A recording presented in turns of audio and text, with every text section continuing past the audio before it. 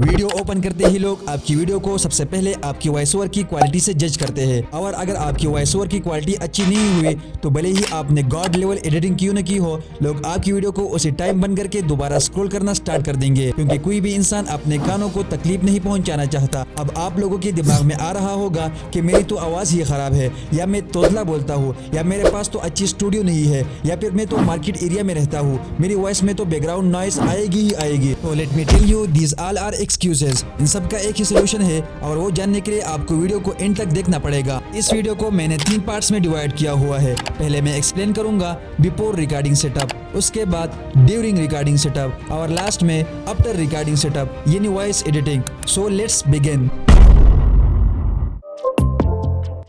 सबसे पहले आपको रिकॉर्डिंग के लिए एक माइक की जरूरत होगी। स्पेशली न्यू क्रिएटर्स को ये लगता है कि वो बिना प्रोफेशनल माइक के अच्छे ऑडियो रिकॉर्ड नहीं कर सकते, जो कि बिल्कुल भी सच नहीं है। तुम सिर्फ अपने स्मार्टफोन के बिल्ट इन माइक से भी हाई क्वालिटी ऑडियो रिकॉर्ड कर सकते हो, बट अगर पॉसिबल हो देन आई स्ट्रांगली रिकमेंड कि एक सस्ते से माइक में जरूर से इन्वेस्ट कर लो। और हाँ, करंटली मैं यूज कर रहा हूँ बोया BY-M1, जो कि एक बहुत ही चीप माइक है। अब अगर तुम्हारे पास कोई एक्सटर्नल माइक नहीं है तो चलिए तुम्हें सिखाता हूँ कि कैसे तुम अपने फोन को एक प्रोफेशनल माइक की तरह यूज कर सकते हो। तो इसके लिए फर्स्ट ऑफ ऑल तुम्हें अपने मोबाइल की रिकॉर्डिंग स्टार्ट कर लेनी है। देन तुमको एक जुराब लेनी है जो ऑफ कोर्स तुम्हारे पास होगी। उसके बाद उसको कुछ इस तरह से अपने फोन को पहना देना। उसकी जगह पे तुम रुमाल का भी यूज कर सकते हो, जिसके लिए एक रुमाल और रबर बैंड लेना, और कुछ ऐसे अपने मोबाइल के माइक पर रुमाल लगा के रबर बैंड को लगा देना। तो अब ये तुम्हारा माइक रेडी हो चुका है वॉइस रिकॉर्डिंग के लिए। अब वॉइस ओवर के लिए एक अच्छा एनवायरनमेंट सेट करते हैं।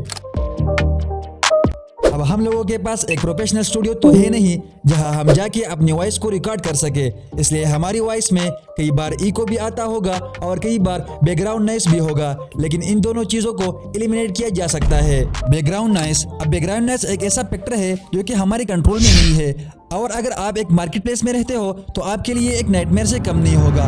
तो आपको करना ही है कि जितना हो सके उतना आप बैकग्राउंड नॉइस को ब्लॉक करें। आप जिस भी रूम में रिकॉर्डिंग करते हो आपको उस रूम के सारे खिड़की दरवाजे बंद कर देने हैं, और खिड़की दरवाजों पे आपको कर्टेन लगा देने हैं। एसी और फैन को भी ऑफ कर देना है। और उसके बाद जो दूसरा तरीका है वो ये है कि आप अपने वॉइस को या तो लेट नाइट को रिकॉर्ड करो या फिर अर्ली मॉर्निंग को रिकॉर्ड कर देना, क्योंकि उस टाइम पे मैक्सिमम लोग सो रहे होंगे और मार्केट में भी ज्यादा नॉइस नहीं होती, तो आपकी वॉइस काफी ज्यादा क्लियर भी आएगी। बट आई नो ये सारे तरीके फॉलो करने के बाद भी आपकी वॉइस में कुछ न कुछ बैकग्राउंड नॉइस तो रह ही जाएगा, तो उसको हम एडिटिंग के टाइम पे कवर करेंगे। अब जो दूसरी प्रॉब्लम आप फेस करोगे वो है इको। इको बेसिकली तब आती है जब आपके रूम में काफी ज्यादा खाली स्पेस हो, जहाँ पे आपकी आवाज टकरा के रिफ्लेक्ट बैक होती है।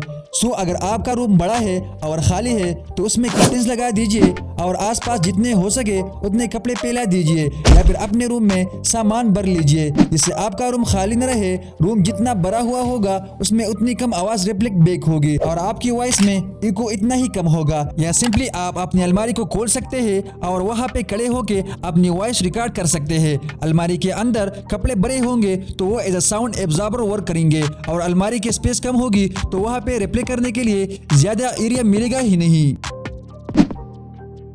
अब आप जिस भी डिवाइस से अपने ऑडियो रिकॉर्ड कर रहे हैं आपको वो डिवाइस एक स्टेबल जगह पे रखना है, क्योंकि अगर आप इसको एक स्टेबल जगह पे नहीं रखेंगे तो आपकी ऑडियो के साथ कुछ ऐसा होगा कि वो हर एक ब्रेक के बाद चेंज होती रहेगी। तो बेटर होगा कि आप अपने फोन को एक शेल्फ पे या फिर एक टेबल पर रख दीजिए, जिससे आपकी वॉइस में लेवल का फर्क नहीं आएगा। लेकिन स्टिल इसके बाद भी एक प्रॉब्लम जो आप लोग फेस करोगे वो है आपकी वॉइस ओवर में काफी ज्यादा पूक की आवाज। तो नॉर्मली जब भी आप एस या एफ वाले वर्ड बोल रहे होते हैं तो आप लोगों की मुंह से ये हवा भी निकलती है, जो कि आपका माइक रिकॉर्ड कर लेगा, क्योंकि आप अपने माइक के काफी करीब रह के वॉइस ओवर रिकॉर्ड कर रहे होते हैं। तो अब इससे बचने के सिर्फ 2 ही तरीके हैं। पहला, या तो आप अपने फोन को इस तरह से टेल करके रखो कि वो डायरेक्टली आपकी आवाज को नीचे से कैप्चर करे, इससे आपकी वॉइस ओवर में पूक वाला एलिमेंट नहीं आएगा। और दूसरा तरीका ये है कि आप एक माइक कवर लो जो बोया M1 के साथ आता ही है, जो कि एज अ फिल्टर काम करेगा आपके वॉइस ओवर के लिए। और अगर आपके पास वो नहीं है तो आप सॉक्स या रुमाल को भी यूज कर सकते हो, जैसे मैंने पहले बताया। वॉइस ओवर के दौरान आपने अपने पास पानी की बोतल रखनी है ताकि ब्रेक लेने के दौरान आप पानी पी सके। जब आप अपनी वॉइस को रिकॉर्ड कर रहे हो तो बीच बीच में पानी पीते रहना, वरना आपकी आवाज काफी ज्यादा ड्राई लगेगी, यानी कि आपकी वॉइस में एनर्जी कम होते हुए फील होगी। और पूरे स्टेप को एक ही बार में मत पढ़िए, बट कुछ मिनट बाद ब्रेक ले और एक ही जुमले को बार बार ट्राई करे। जो बेस्ट होगा उसे सेलेक्ट कर लेना। ड्यूरिंग रिकॉर्डिंग माइक को एक एक्चुअल डिस्टेंस पर रख लेना ताकि आपकी आवाज़ न ज़्यादा तेज़ हो और न ज़्यादा स्लो। और हर शख्स के लिए ये डिस्टेंस डिफरेंट होता है, सो आप डिफरेंट डिस्टेंसेस ट्राई करके अपने लिए बेस्ट फाइंड कर सकते हैं। अब चलते हैं ड्यूरिंग रिकॉर्डिंग सेटअप के लिए।